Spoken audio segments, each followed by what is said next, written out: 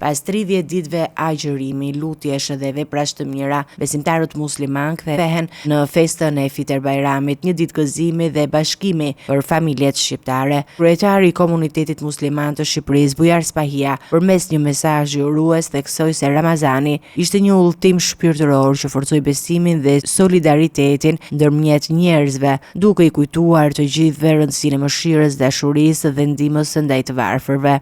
Ramazani ishte një udhëtim shpirtëror i përkushtimit, sakrificës dhe afrimit me Zotin.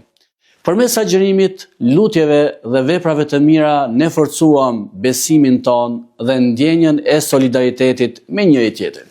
Fitër Bajrami është festa që na kujton vlerat më të larta njerëzore, mëshirën, dashurinë, faljen dhe ndihmën ndaj atyre që kanë nevojë. Le të jetë kjo ditë një moment gëzimi, bashkimi dhe mirësie për çdo familje shqiptare.